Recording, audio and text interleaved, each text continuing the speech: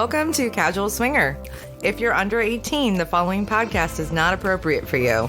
The subjects and language are for mature audiences only. If you're not mature in nature, just make sure you're old enough to vote. We don't take ourselves seriously, ever. No guarantee is given regarding the accuracy of any opinions or statements made on this podcast, our website, or our blog. It's all in fun, folks. This isn't Dr. Phil. Now, consider yourself, the listener, properly advised.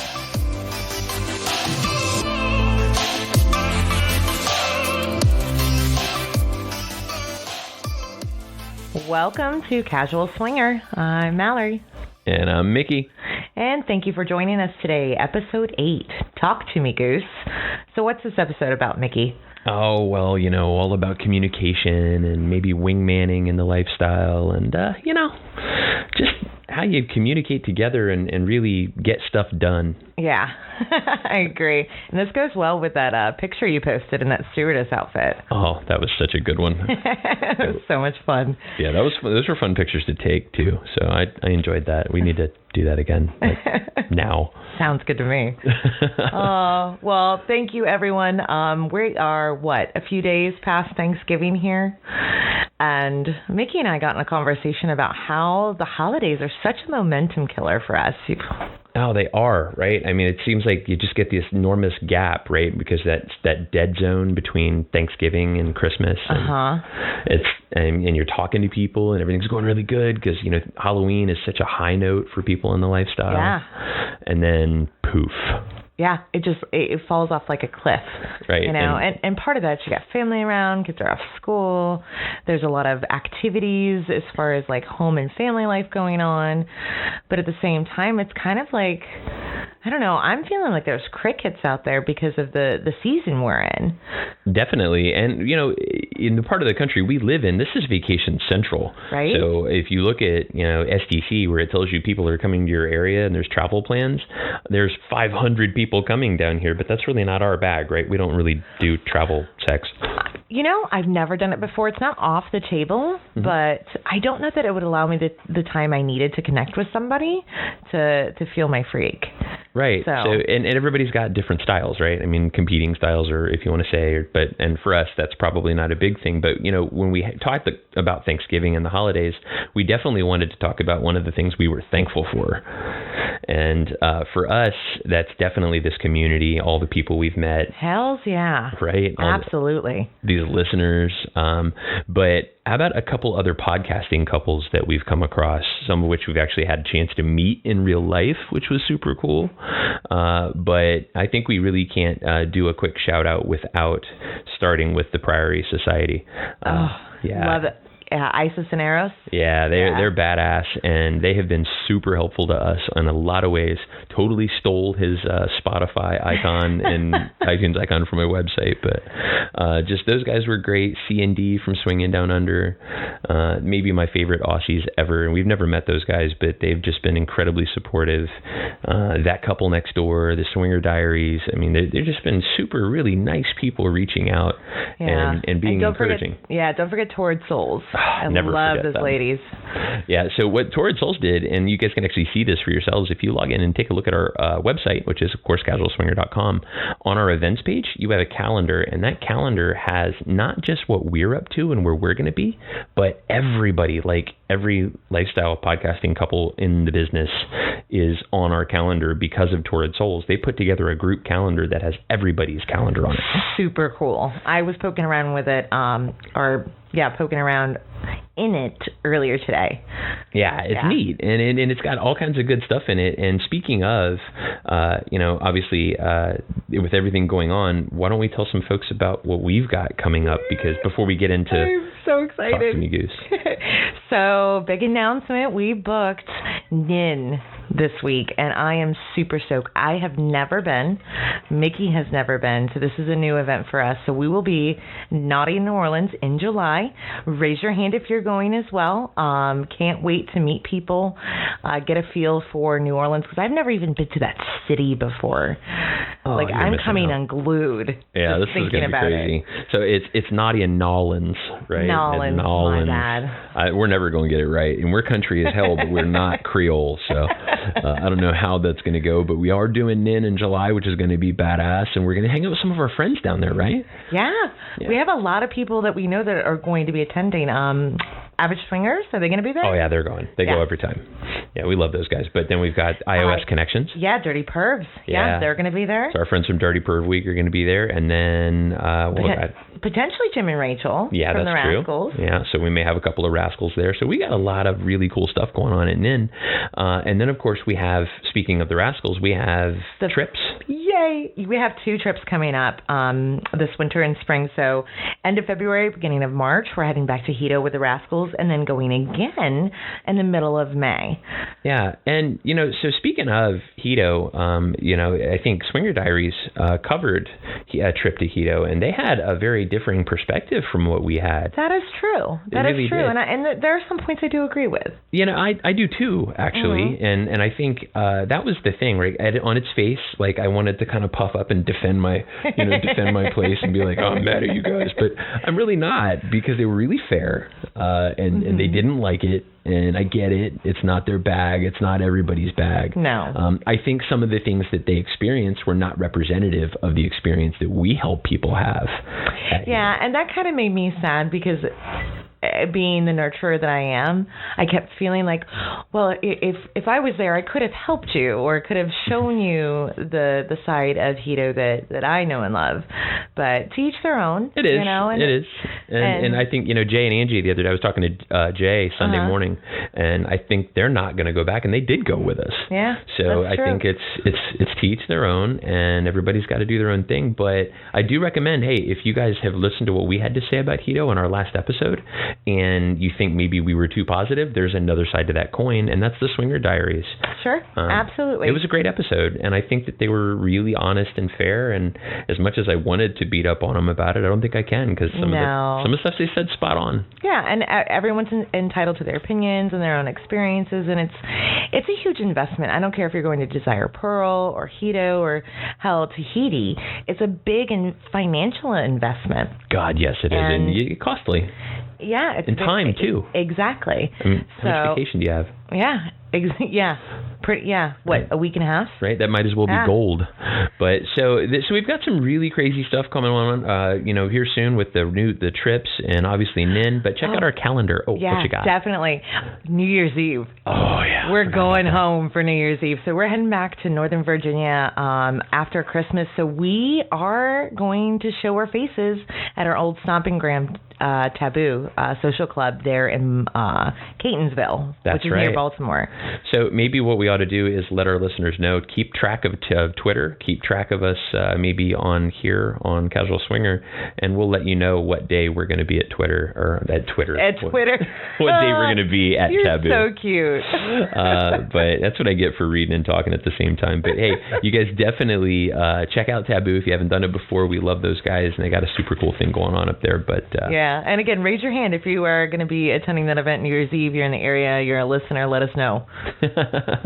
So instead of jumping off to a break like we would normally do right now, I think we're just going to dive right in and get into communication in the lifestyle today.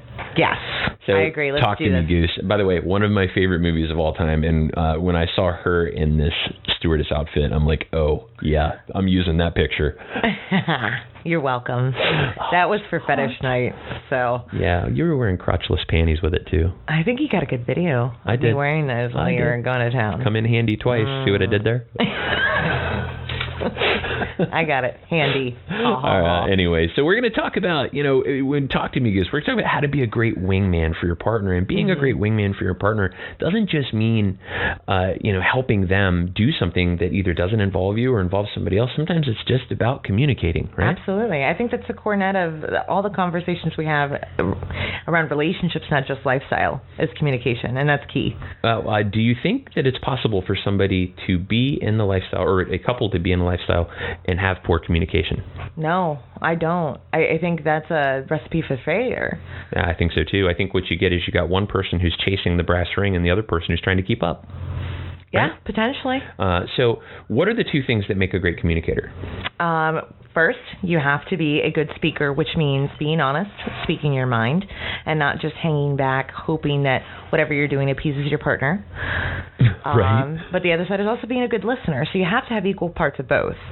That's true. And, when we talk about communicating in the lifestyle, it's communication when you're looking at talking to people. I can remember a time when we had an online presence, and because of our dissimilar schedules, there was a lot of conversations that I was having that I was not communicating with you well enough to tell you that, hey, I talked to this couple, I talked to that couple, these are things we talked about. Mm-hmm. And by the time you joined the conversation, you were like, I have no idea what's going on, what you guys have been talking about, I don't know what's up. Yeah, because it felt like you were forming these relationships outside of me, which I wasn't offended that you were doing that. I'm all about, making friends and, reaching out, because we reach out separately all the time. Oh, yeah. But it was about getting caught up, give me the Reader Digest version, get me up to speed. So I think something we've done really well over the last few years is recapping and looping the other person in, because we do have dissimilar schedules a lot of the time. So, I'm on there chatting in the mornings, usually on there late or middle of the night. Right. And so that's a great point, right? For us, so one of the ways that we overcame that particular issue is, so for example, I handle the initial conversation, right? So I handle SLS and Cassidy and SDC. Mm-hmm. And then when we get to the point where they're like, well, hey, do you have a kick? You handle kick. So I'm like, great. Okay, so once I pass you off to Mallory... So much better for my ADD. I'm just saying. So I pass them off to Mallory, and then God knows what happens. They go into a black hole, and I never hear from them again until... Yeah, and again, that's where we recap, give you the Reader Digest version. Exactly, and then I'm like, oh, we have a date this weekend? Great. Tell me about them. And, I think that it works better for us, though, because I'm more comfortable in a situation where maybe I don't know everything about somebody and I can get to know them than you are. So it's... Yeah, I need a little more of a connection, a little more sneak peek into their psyche and their personalities, because one, I don't want to waste anybody's time if I don't think we're going to hit it off. That's something I need to communicate and be honest about. Right. But it takes a little more for me, and I'm all about taking a chance every now and then, because you can't get the full scope of who a person or a couple is with online interaction alone. No, you really can't. And looks aren't everything, right? You can have the best looking person in the world, and if they can't communicate with you, then what good are they, right? And so I actually had lunch with some vanilla friends of mine this week, and communication in the bedroom came up. And really? It really did. I know who you're talking about. Yeah, you do. And so I had this lunch with these friends of mine, and we talked about, what it means to really communicate well. And we talked about things like paying attention to the other person's breathing and nonverbal communication is a big deal. Oh yeah, their body language, right? Those are huge things. And so we ended up having this conversation at lunch, and I think it's me. I've decided that I'm the reason why we have a 10-foot berth around us every time we go out to eat. Well, yeah. I mean, we have to be brutally honest here and communicate properly. Yes, my dear, I believe it has a lot to do with you. Well, I kept the anal conversation to a minimum, but I still feel bad. Your voice projects. I don't know that it's necessarily your fault. No, I'm gonna blame my voice, but it's interesting because when we talk about communication, we're talking about speaking your mind. But I think one of the most important places to be a great wingman and a great partner in a lifestyle relationship is being honest about what you want and what you need. Yes, and sometimes that honesty is, I don't know. Mm-hmm. Sometimes you're in limbo. Right. Well, and I think one of the worst times I've heard people be dishonest is when they're afraid the other person's going to be mad. Like they're afraid the other person isn't going to like what it is that they had to say. Maybe they wanted something. There's a fear, yeah. Yeah, and the other person didn't, so they're afraid of how that person's going to react, so they don't say anything at all. Or maybe they lie. Well, remember when we first started in the lifestyle, I was really apprehensive because it was such a big part of your life, and we talked about this in one of our first couple podcasts is, I was uncertain of what your expectation was of me, and if this was such a big part, if there were parts, pieces, or the entirety of it that I didn't like or I didn't feel was a fit for me, what would your reaction be? And that was a fear I had and a reservation, but I had to have that conversation with you. Oh, yeah, definitely. And, I remember that conversation explicitly because you said, what if it needs to stop? What if we can never do this again? Are you going to be okay? And I think... Are we going to be okay? Are we going to be okay? Yeah. And of course the answer was, yeah, of course. This is about us. And that's part of the communication, that everything we do starts and ends with us. And that's, it usually ends with us anyway. And what about listening? What do you hear from your partner? And not necessarily even with your spouse, partner, what the other person. How can you listen to them and maybe help them? Maybe if they're new, maybe they're a newbie, and how can you help them through the process? Maybe they're expanding their boundaries a little bit. So that's something for us to think about as communicators. That is true. Not everyone's an empath, right? And not everyone has that, sixth sense of, reading people's, emotions, when they're trying to, for lack of a better term, give that poker face, because there's some reservation or hesitation. But it's for me, it's always best to call out the elephant in the room, but in a kind and supportive way. Sure. And you do Checking that. in, right? Right. You check in because you looked at their body language. You noticed maybe that they were sitting there with their arms folded, maybe, and they're either freezing their ass off or they're uncomfortable, okay? So if they're uncomfortable, say, hey, is everything not okay? Because we need to go as fast as the slowest person here. That's something I think I heard from Holly on one of her casts. Yes. And I loved it. And she said it again on the thing she did on Australian TV. So, but just absolutely love that. And that's being a great speaker means speaking your mind, telling the truth. And we're going to talk about some of our fails here in a couple of minutes. So I know you guys are probably sitting here listening going, where's the funny? We're used to the funny in this. We're getting there. Don't worry. We got plenty for you, babies. But, so if they don't tell the truth, what happens? And how do you react to that when somebody maybe hasn't been forthright and said something was okay and it wasn't? Yeah, we've been there. We've definitely been there, and I've personally been there. We've been there in several situations. One where maybe I've let something escalate, and then I'm looking around like a deer in the headlights going, oh, shit. Yeah, how did we end up here? I didn't pump the brakes soon enough.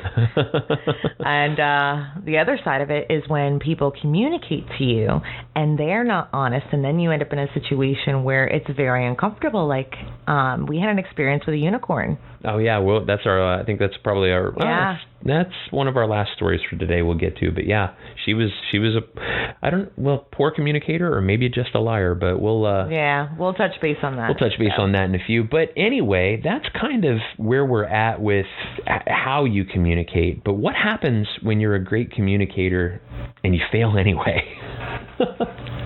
You take your lumps, you laugh it off, and you move on. Right? So we when we sat down to talk about Talk to Me, Goose, we said we're going to cover being a great wingman, communicating, and exit strategies. And we're going to finish today with exit strategies. But where we came up with the exit strategies piece of it is because that was our first major fail in the lifestyle.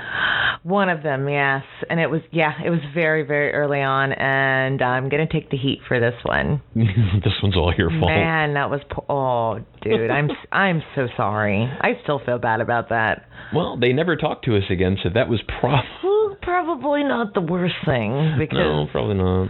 Yeah. So here's what happened. We are at a club in Pennsylvania, and it was one of our first times at the club. And if for anybody that's ever been to a club for the first time, you kind of feel like the fresh meat in the locker room. Yeah, and I was definitely more nervous than I anticipated because it wasn't my first time at a club per se, but first time there. And I felt like fresh meat. Oh, yeah. Like, the chicken and, Wolf House or some redneck saying that you usually have to simulate that situation. But I was a little inebriated. Yeah, you were shithoused. And so essentially these guys were really cool. They were actually the host for the entire place. And they had really nice. They were nice, and she was really cute. And I thought, we were probably doing just fine. And then it turned out they had a few things about them that were turnoffs for us, and everybody's got their own style. Like Mallory said at the beginning, everybody's got a thing. Yep. Right. And everyone's one of those, got a flavor. Yeah, a couple of those things popped up, and I wasn't feeling it. Now, what we didn't have at that point, and we're going to talk about this during our exit strategy segment, is we didn't have a get out, a code word, a this is not okay. So, of course, she comes over to me at one point because it was obvious that I was uncomfortable. Right? I was like, I'm not really enjoying this. Yeah, and this is after fiddle fucking around for 2 hours after conversation, because something they did that I didn't realize that had happened is they separated us. We were still within, line of sight of each other, but we were in the same conversations, so it was really hard to gauge each other. And I think that was kind of intentional. They were actually a little aggressive, and I felt preyed upon. Yeah, a little bit. And that's cool. I mean, that's their bag. They want to play as many times as they can in a night, mind you. Yeah. That was actually one of our personal turnoffs. Yeah. I think the term that I heard, actually I was listening to Sapphic today, and low mileage swingers. Yeah. Yeah. I mean, I'm a diva. I want to feel special. I don't want to feel like, and it's just me. I don't want to be number 3 in that line unless not 3 today. You're right. And that's just me. But yeah, so they had us separated, and I was trying to talk to you, and by the time I got to you, I was hammered, and you were like, "Yeah, no, I'm not into it. Not tonight. We'll just politely excuse ourselves somehow." And I don't know what transpired after that. I would love to know what got into you. And how I came up with the exit strategy, but again, I'm sorry. Oh, so she walked over to them and she goes, "Hey guys, we're not going to be able to play tonight. His tummy's not feeling well." I'm and like, this is right after I told him you went to the bathroom. You went to get our bottles from the bar, which took forever. So you were gone for 15 minutes. So in their head, they thought I was shitting myself. I am so sorry. You basically told this couple, "Sorry, we can't play tonight because my husband has the shits." Sorry. What kind of person does that? Me. When I don't have enough brain cells after a fifth of vodka to come up with a better excuse. And I still feel bad about it because, one, it wasn't honest. No. It's okay to just say you're not interested. And maybe one thing if I was blowing up the commode, but I wasn't. It's the best I had. So, of course, they're like, "Oh, it's fine." And then they invited her. They're like, "Well, you can come play with us, and he can go sit on the stool." I mean, they were not taking no for an answer, of course. And my tummy hurts, too. We got to go. Well, and maybe that's part of good communication and exit strategy, too, though, is that if somebody is showing maybe a lack of interest or maybe some trepidation, that you let them off the hook easy. Don't, beat them up. Right? No, and that's the other side of it. If we had that conversation and had our shit together earlier on in the night and had communicated properly, we wouldn't have wasted their time either. No. Because there's just two sides to that coin. Right. And that was not fair of us.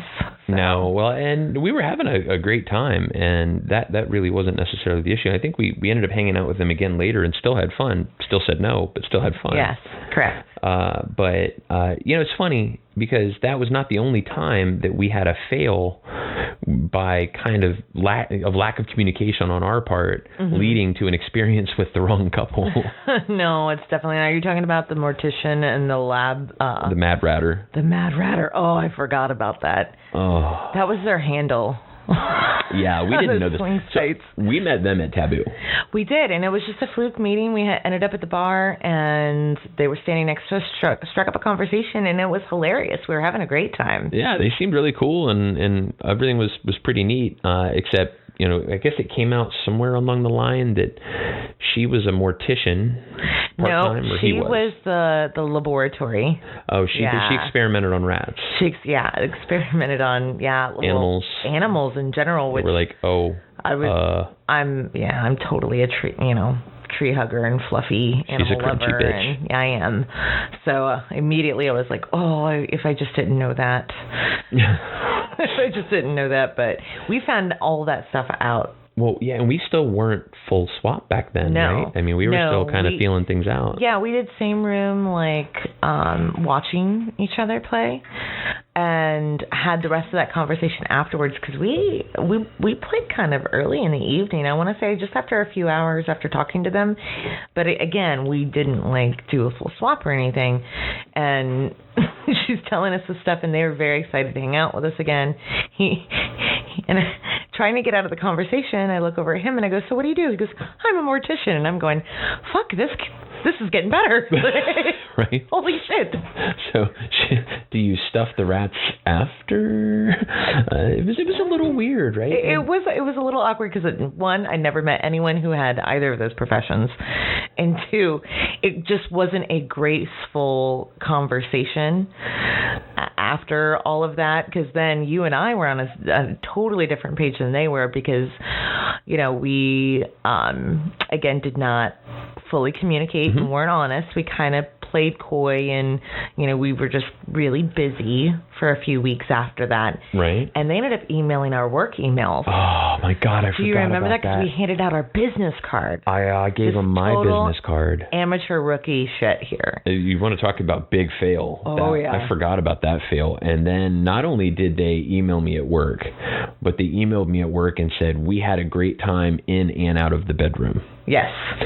I was fit to be tied.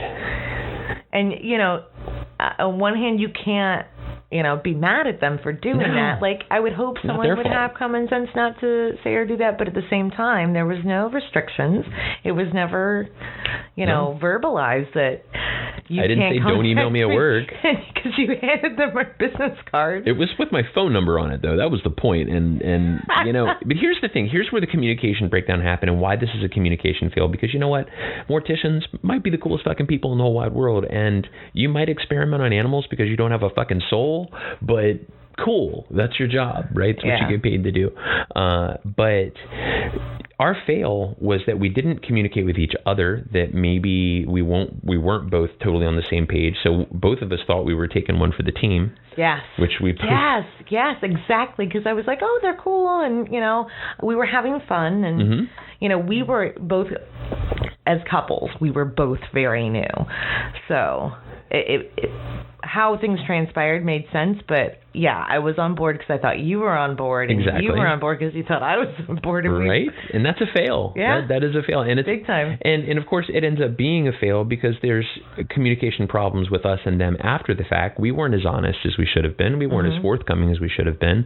We didn't tell them, hey, it was a good time, but that was probably that. And so, of course, they reached out aggressively and reached out to our work email, and that was fortunately nothing came of it. There was no big story that came after that. But there was one more communication fail that we had, and we did some things we shouldn't have done, and karma took care of us. Oh yeah. So let's talk about the unicorn. Yeah, I mentioned this a few minutes ago. So we were at the club and noticed this girl, and I love dancing. So anytime I see someone out there dancing, have a good time, smiling, it's like I hone in on them because I love that energy. And she was super cute. I mean, she's a little hottie. Oh. Daddy says yes. Yeah. So I was just so attracted to her, and I wanted to talk to her and spend time with her. And I wanted to talk to her too. And but being a single girl there, she was pretty much constantly entertained, and I believe she was actually talking to another couple, and I just kind of squeezed in there. And we ended up just heading it off. We danced all night. We invited her back to our room. Oh, yeah. And, so this girl, we saw her, and it was this event, it was at Taboo, and it was called Running of the Unicorns. It's something that they do fairly regularly up there, and all the unicorns are supposed to wear red. So this girl is one of like two people wearing red in the entire club. There were no unicorns there for this event. Yeah, no. And she stood out like a sore thumb. They did. So we were eyeballing her, and Mallory looks at me and goes, I'm going to go get her. And I was like, but she's talking to a couple right now. And she's like, and poof, off she went. I know. I decided I had gusto in that moment. Which is very unlike Mallory, by the way. She's usually fairly, cognizant of other people's feelings. And she just bounced right off and bounced over there. And we're like, hey, guys, how you doing? We're going to take this with us. And better luck next time, folks. Well, but the gods were not without a sense of humor. No. Because we did take her back to our room, and she looked like she was going to be a lot of fun. You guys were having a blast. You guys were all over each other, and she looks at me and says, "Hey, can you put on some music?" Sure, I got music. I can make that happen. I am the maestro. Let me take care of this. I said, "What do you like?" And she goes, "I like Britney Spears." Yeah, and that's when the song 3 had come out, just come out. And we happened to have it, and she wanted to play it on repeat. So first of all, after hearing it 300 times... She was there, what, 2-3 hours? Yeah, about 2.5, 3 hours. This fucking song played over and over and over again. I'm like, can I please change the song? No. Yeah. This girl demanded that we have Britney Spears 3 on. What a weird, but whatever. Whatever. Like, hey, we worked through it. We have a unicorn. We're going to go with it. Yeah. Whatever she wants, she gets. So what? How many hours into it before her phone starts ringing? So about 2 hours. I mean, it was closer to the tail end. Yeah. The phone's ringing, and then she turns it on vibrate, and it's vibrating all over the place. She apologizes, excuses herself, and she's looking, and I mean, you could see the panic on her face. There's like all these messages and voicemails, and you start to question the body language. Definitely shifted hard. Yeah. And we had a conversation with her. From what we knew, she was single mom, and at first it was her babysitter. So we're like, oh, we're parents, we totally get it.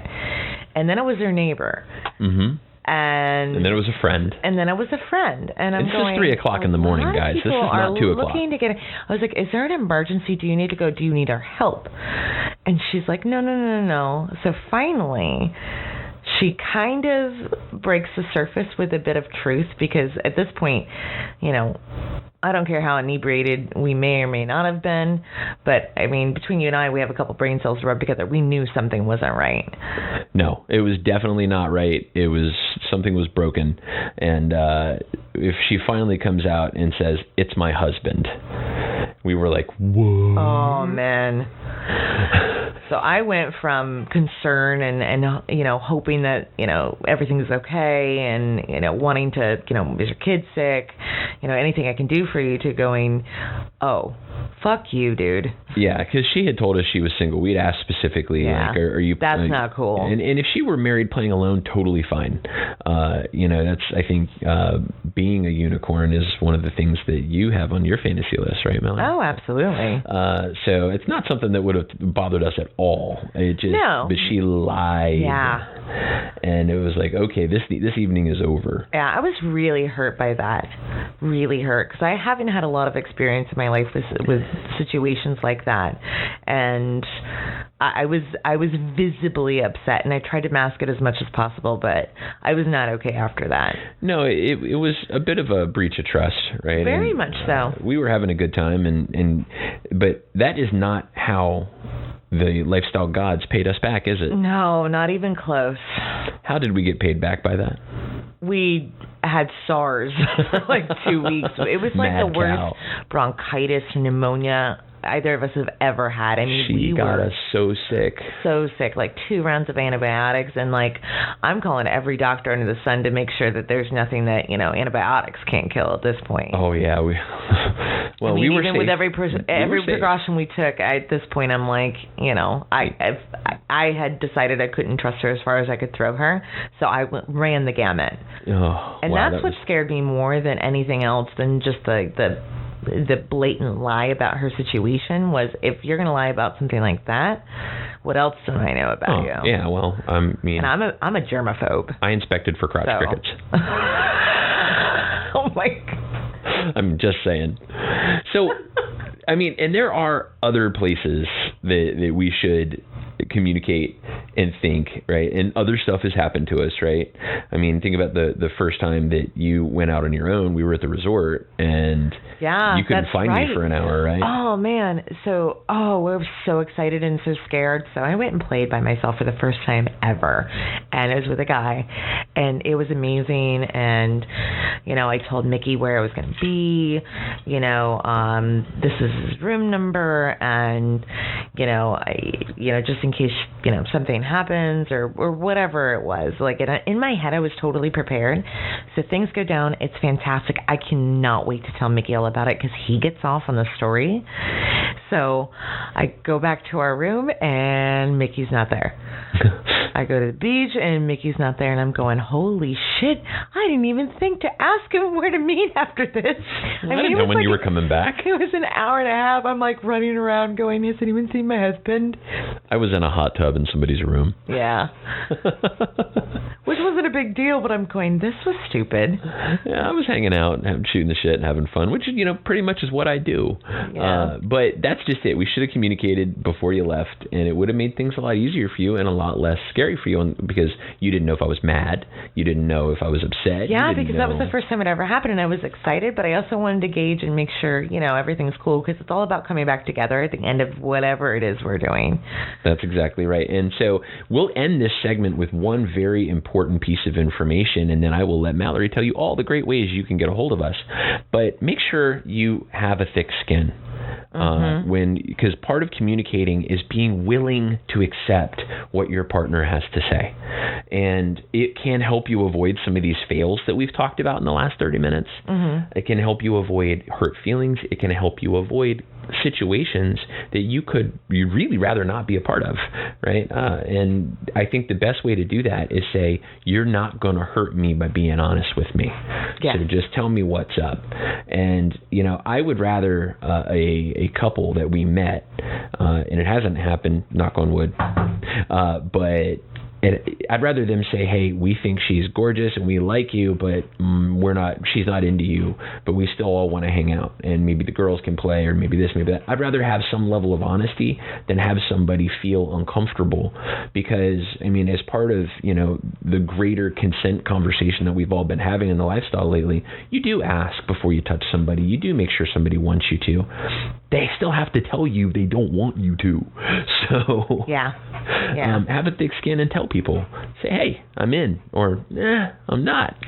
And it's more than just thick skin. I think it's respect. Yeah. Respect for yourself, respect for your partner, and respect for the people that you're looking to play or not play with. Yeah, absolutely. So there I go using absolutely again. I said I was not going to say that word this time, and I'm going to count after we record this. Have I said fantastic? I don't know, but I think we're just going to make a list of words we're not allowed to say over and over again. Absolutely seems to be one of my go-to words, so we're going to do that. But Mallory, why don't you tell everybody how they can find us? We're going to take a quick break and come back and talk about exit strategies. All right, I can do that. So, folks, if you're looking for us, you can find us on www.casualswinger.com. If you'd want to communicate, ask us questions, give us feedback, you can email us at podcast@casualswinger. And look for us as Casual Swinger on Twitter, Facebook, Instagram, Cassidy, SLS, and STC. She's so good at that, it's not even funny. We'll be back in just a minute, guys. You're listening to Casual Swinger.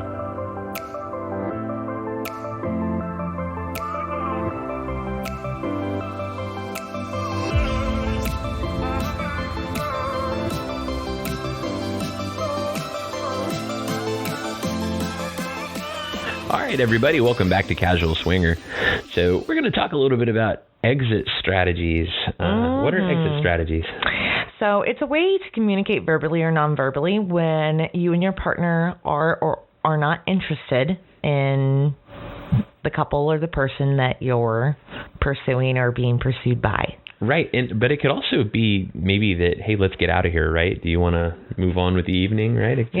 It's ways to move the evening forward, exit strategies. Let's get from where we are right now to where we want to be, which is either the fuck away from you or to go fuck you. Go fuck you. Right?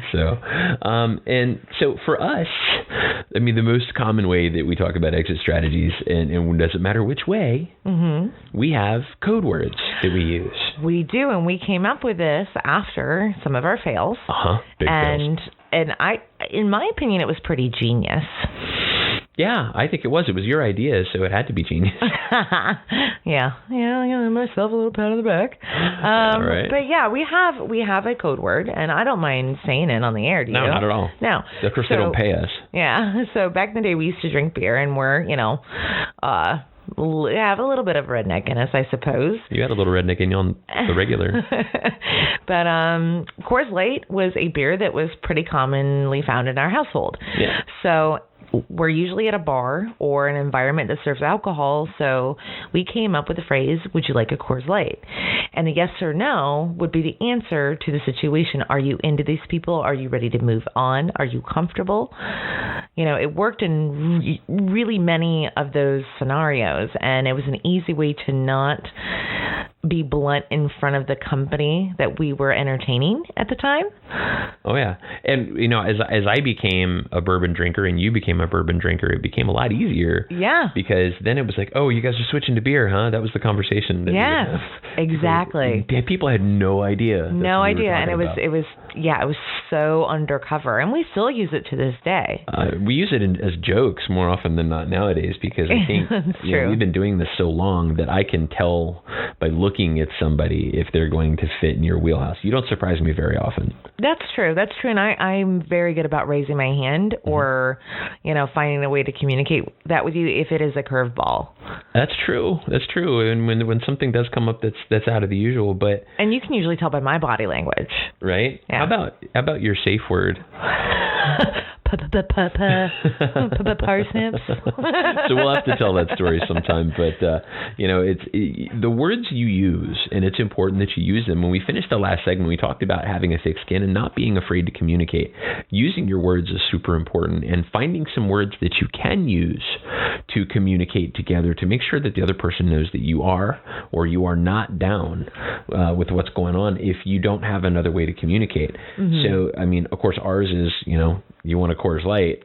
Nobody wants a Coors Light. It's terrible beer, but we drank a ton of it, years ago. Yeah, and when we first started using it, we both looked at each other like, no. Oh, no, I don't want a beer. I have a full drink right here. So, maybe that's, going, hey, can you come help me at the bar to grab drinks for the table? And then extracting yourself from that situation to have, a few moments to yourselves to talk about where you're at. Mm-hmm. And it could be, we've sent text messages to each other before too. Well, you can do that nowadays, right? You couldn't do that, 12 years ago. Yeah, because it cost, 87 cents for every letter that you sent. But so when we talk about code words being one of the ways to communicate and make sure that you do, getting up and going to the bar is another way. Now, of course, there's things that happen. For example, you say, hey, you want to go to the bar with me so we can grab something? And someone from the other couple or that other guy or that other girl goes, oh, I'll come with you. And you're like, well, shit, now we can't talk. So what you don't want to do is go, I'm sorry, my wife has the shits. I knew that was coming. You don't want to do that, okay? So you have to find a way to be able to communicate that. And whether that's, text messaging or maybe with your body language. What is a good example of body language that you use as a woman to tell a person that you're not interested? Oh, that's a tough. So it does depend on the situation, mm-hmm. but a more closed body language is one way. I love people in general, but I've gotten better over time about how I'm communicating physically in conversation in order to try to make sure I'm not sending mixed signals. Mm-hmm. If I'm being a little more flirty, I might, lean over and, so talk quieter. Yeah, talk quieter so it gets them closer to me. Mm-hmm. So, you're almost breathing on each other. Mm-hmm. But in a more closed off situation where maybe I'm not feeling intimate towards this person, I'll sit up straight. I'll look them in the eye. I'll keep my hands on my side of the table, maybe in my lap. I won't cross my arms because, I don't want to be rude and send a message that, I think you're boring me or... You suck. Whatever. You know what I mean? I'm very aware of, my body positioning. Mm-hmm. But, those are a couple of the things I might do. Okay. What about leaning out? And leaning away and kind of shying away from the person. Is that something that women do? Yeah. I think it's something we all do. Mm-hmm. I think it's human nature. I do it in cases of halitosis in an elevator. That's true too. But we people watch a lot. That's one of our favorite pastimes, and we can usually gauge a situation pretty well based on how people are, interacting, mm-hmm. with approximation to each other, and the way they're smiling, if they're laughing, if they're making eye contact. You can kind of gauge with their relationship, maybe it's a father and daughter, maybe it's a first date, maybe it's, a couple that's been together forever. We've identified a few swingers too. Yeah, we have. Out that have been on dates, which is They don't hilarious. have to wear rings on their right hand for us, folks. We can see it. Yeah, you walk by and go, "You're our people." Knuckles, right? So I think that's really interesting because, and again, in the place where we are today as a society, it is important to be able to gauge body language and see how your partner is feeling, or maybe there is that single girl that's there that maybe she feels preyed upon, maybe she's not comfortable, maybe she's being cornered. Just some different ways that we can identify how to communicate and help people with their exit strategies. And sometimes that means stepping in. I remember one time at Hito when you stepped in to help somebody that was exhibiting clear and present, communication problem, need an exit strategy right now. Yeah. That story might actually be worth sharing. Yeah, definitely. She was there with a friend. They were not intimate with each other, but there was a gentleman there that had identified her as an opportunity, and she was not interested. And she was trying to be kind. That was part of her personality. No is still no, regardless of how you say it, and he was not accepting it. And you could tell she was getting more uncomfortable with that conversation, and he was getting more aggressive. And he started to become a little physical. And I don't mean like he slapped her or anything, but he was reaching out. He was touching her. She was, stiffening, and it was not okay. So, yeah, I stepped in to give her an exit strategy. And when he did not like that, you stepped in. Yeah, that's when I got involved in. We try to keep this thing positive and happy here on Casual Swinger, but I think it's important when we talk about exit strategies that we acknowledge that it's not just about us. It's about the people around us, and we have to look out for each other. Absolutely. Absolutely. And, you've always got somebody, at least if it's a club or a house party or a resort, there are folks like me who are nearby, and a lady just needs to say the word, and we communicate and we handle business. Yeah, and bless you for being that person. And I wish there were more like you out there in this world and less of them. But me too, because it's sad and scary that somebody feels preyed upon and doesn't feel like they can communicate their feelings. So when we talk about communicating and having a thick skin and not being afraid to communicate, it's also have that backbone and that voice and use it. There's nothing wrong with being assertive. No, there's nothing wrong with being honest. I do. You owe yourself that. That's respecting yourself. Sure. Now, we've also had ladies that were very assertive for what they wanted in their own right? We've had some people that we've traveled with that they've been like, I want this and I want this now and I want this as often as I can get it. And that was even, in some cases, a little off-putting, right? In some cases, yeah. But I think I liked it, though. I was like, you go, girl, right? Like, get you some. Oh, no. We're always cheerleading for the team that is out there doing their thing, making the best of what they have, and not hurting anybody in the process. I mean, rock on. Just because it's not our thing or my thing or your thing doesn't mean it's not an amazing thing. Right. It's and I think that all goes back to being upfront. Right, and just saying that this is what I want or this is not what I want, and there's nothing wrong with that. So, not a bit. I don't think any of those ways, other than maybe code words and text messages, were really subtle. We talked about how maybe, some subtle ways to deal with this, deal with exit strategies. What are some actual subtle ways, right?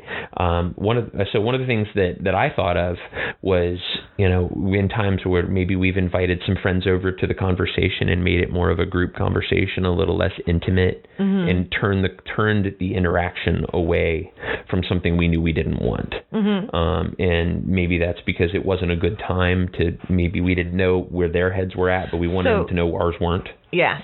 So like reducing the level of intimacy in that moment. Yeah. Yeah, so I think that's a very subtle way to kind of exit that interaction, but it helps. It really does. It keeps it from going that way. And maybe they didn't want it to go that way either. Maybe the people you bring over are exactly what they wanted. Yeah. Or maybe even something I've seen you do, which is offer to wingman to get somebody else. Yeah. I'm a little renowned for that. And that's been a really positive exit strategy for me, because one, it lets them know in the kindest way possible. And I'm upfront and honest about it. Like I will tell them point blank, especially if it's asked directly, where I'm at. But then I'll ask them questions about what they're looking for. And I'm like, so how can I help you achieve this goal of yours? Because I would love you to have a great time. It's just not going to be with me. We're not clicking. It's not my bag. It's not your bag, whatever it is. Well, and this all goes back to communication. This is where we started, and this is where we kind of end up in this whole conversation. Mm-hmm. And every person communicates in a different way. This is really important for you guys.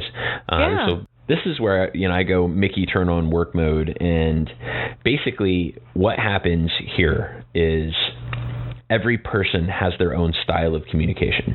Every person communicates in their own way. Mm-hmm. And if you can communicate with them in a way that they understand, it'll be a lot easier. Mm-hmm. So, for example, if they're very assertive, if they're very upfront, it's helpful for you to be the same way, even if it's not your style, because they'll get it faster, right? Some people you just can't be subtle with. Mm-hmm. And maybe that's because they're not subtle. Mm-hmm.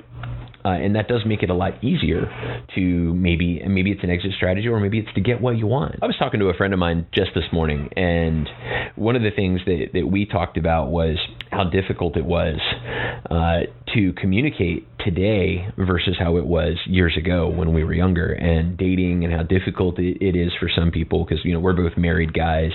And he was talking about a buddy of his who says that it's the easiest thing in the world to do now, because he just goes online and sends a message that says, you want to fuck? And it's like, what?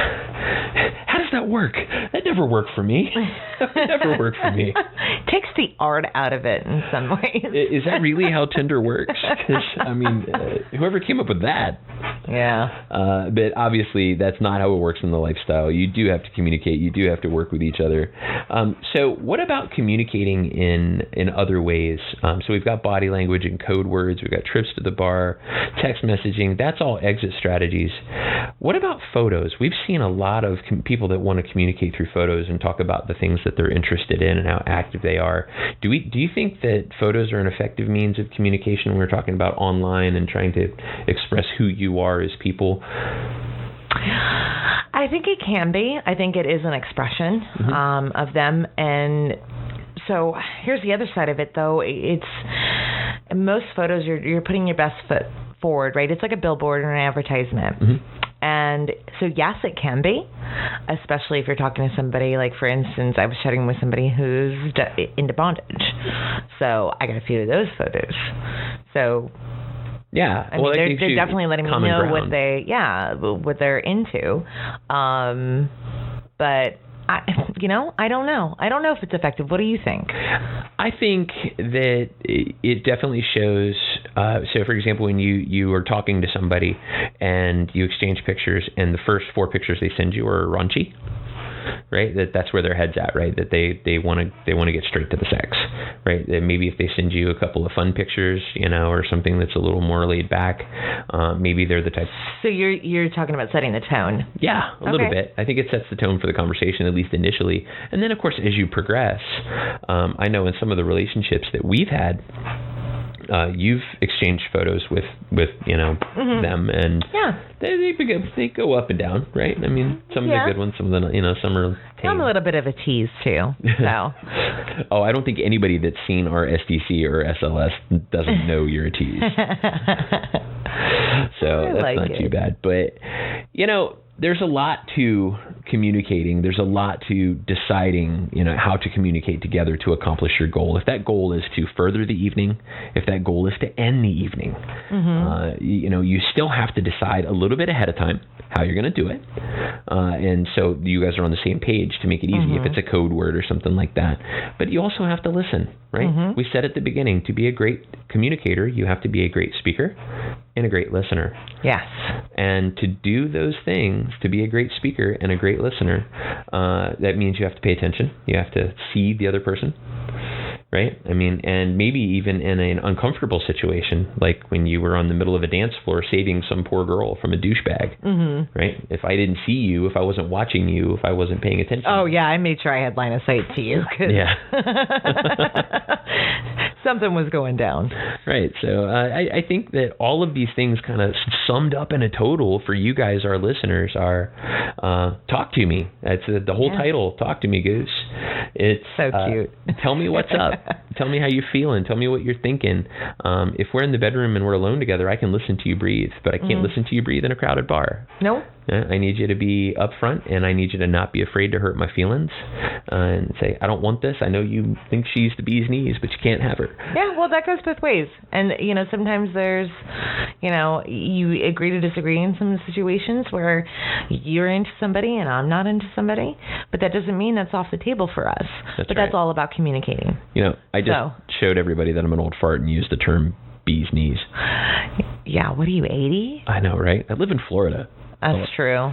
Right? It's the liver spot capital of the world. So. Oh, that's awful. But hey, I tell you what, guys, we're going to come back here in just a couple of minutes and talk about some celebrity stuff that's going on and some other swinging in the news, some stuff going on out in Sacramento that we thought was kind of interesting and maybe a little sad, but we'll put that out there for you guys in just a few minutes. Mallory, you want to tell everybody how they can find us? Sure. You guys can find us at www.casualswinger.com.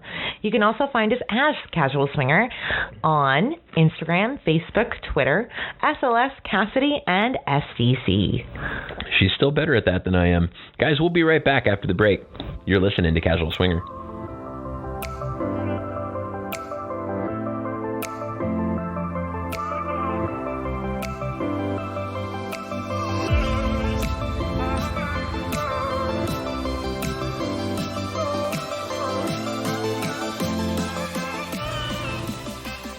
Welcome back to Casual Swinger. I'm Mallory. And this is Mickey. And we're going to get into swinging in the news. Oh, I love this segment whenever there's something good to talk about. Yeah. And you have a really great story today. But before you get started, I have to comment on Dolly Parton on The Tonight Show. I don't know if anyone saw this, but it was utterly hilarious. They were having a conversation about this new movie she's doing with Jennifer Aniston, and she made this comment that just blew me away. First of all, apparently her husband is a huge crush on her, and she said that he wasn't really interested in the music she necessarily wrote for this, but more interested in Jennifer Aniston. In fact, he'd probably want a threesome. Oh my God. Did you see the video? Jimmy Fallon falls over and he's laughing. And what is Dolly now, 600? I have no idea. The bitch looks good though. Whoever her surgeon is, rock on. Oh my God. Because she's looked the same the last 20 years. Yeah, she hasn't changed at all. She and Cher, I think they're going to be around after the roses. Right. But the best part, the very, very best part was she goes, I don't know what he's going to do with it. He can barely get it up to pee, let alone do that. She just threw him under the bus. Totally. I didn't even look up to see who her husband was. This is poor journalism on my part.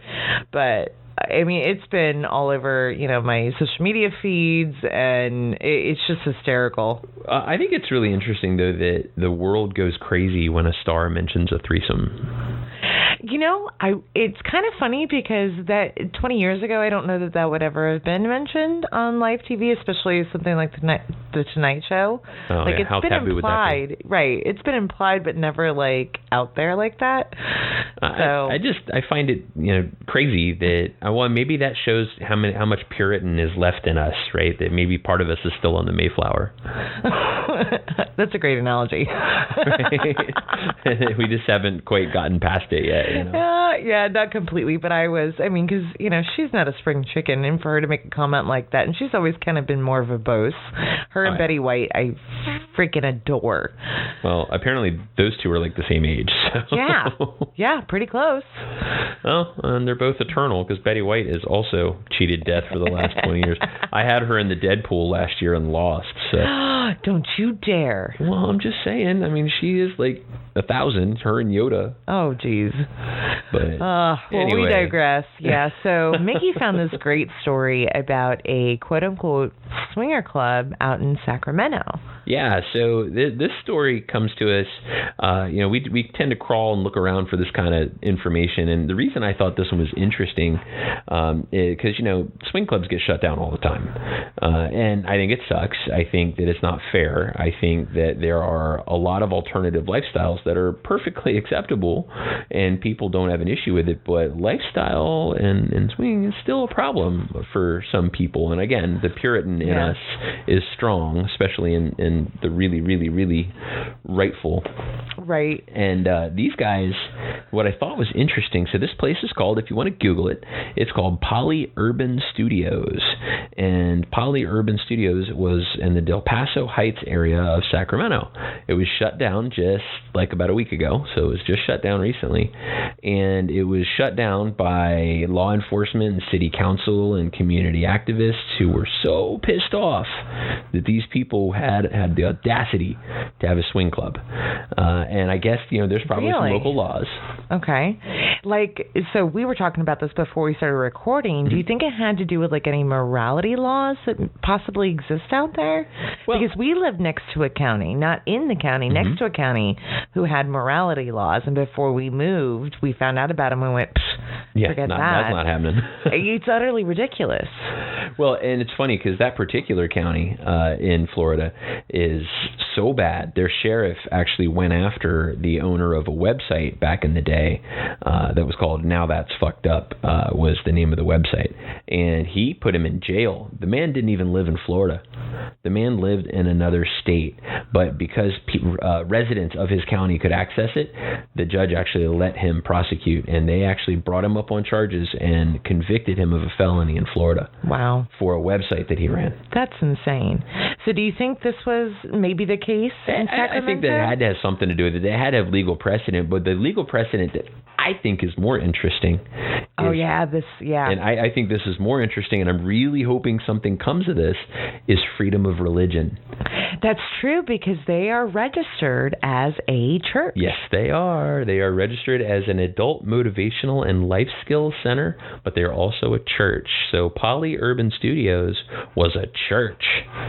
And they actually, on the walls, they were a certified church, and they had a certified pastor who was the head of this church. Now, is it still a swing club? Yeah, of course it is.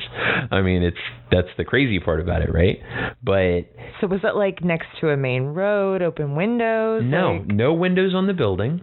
And interesting, so I looked it up on the map to see where it was, and it's across the street from an AutoZone and a car dealership and a tattoo studio. So it sounded like it was across the street from an elementary school. No, not at all. And are there residences in the area? Sure, on Google Maps there's residences everywhere.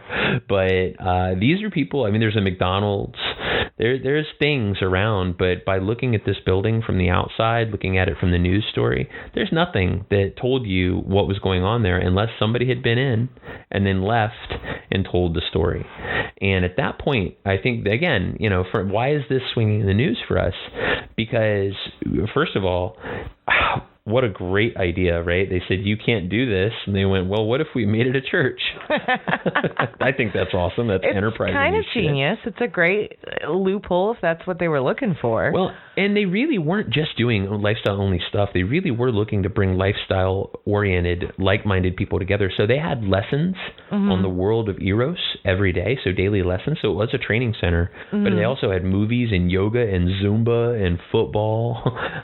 It was kind of like a moose lodge for perverts. Interesting. Isn't it? I thought it was kind of really neat. And so, again, this place was called Polyurban Studios, and it was in Sacramento. And on 11/26, they managed to shut it down. Now, my favorite part is how the media interprets stuff like this. I always get pissed off, personally, when I see the media or the movies or somebody really mischaracterize what it means to be in the lifestyle.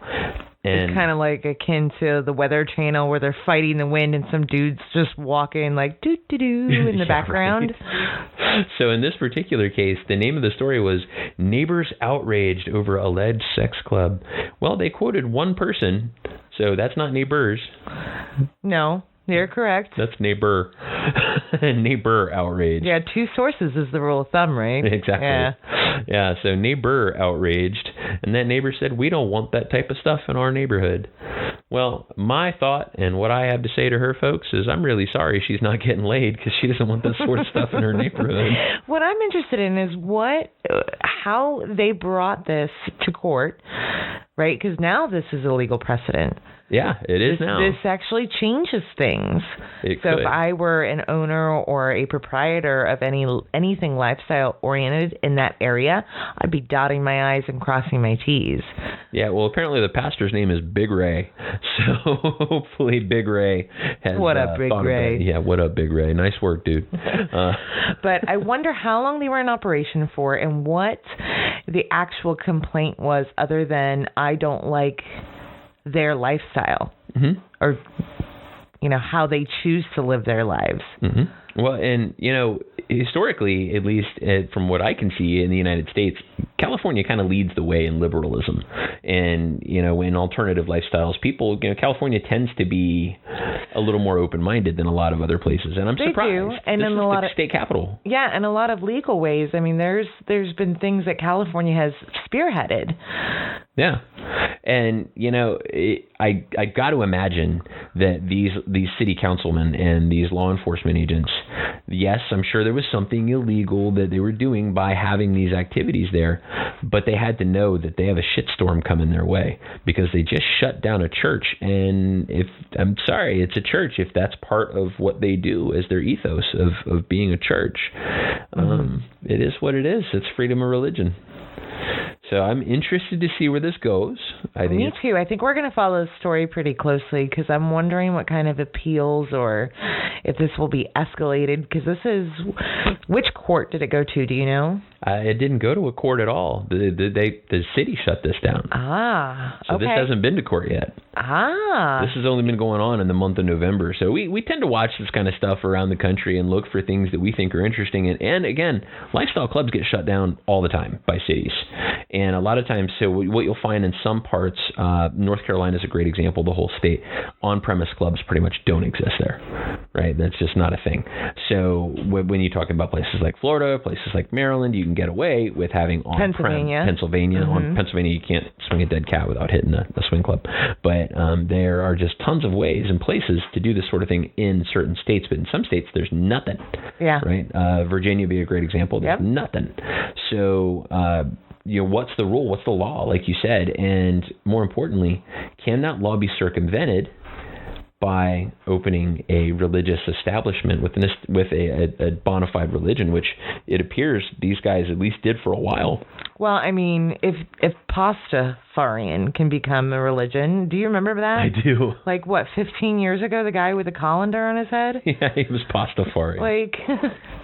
That was legit legal. They let it go. Yeah. Well, and I think at the end of the day, the thing that matters the most is how many people you pissed off. Okay. And the Pastafarian was cute and didn't bother anybody, but the Pastafarian wasn't having a gangbang in the back room while the Zumba class was going on.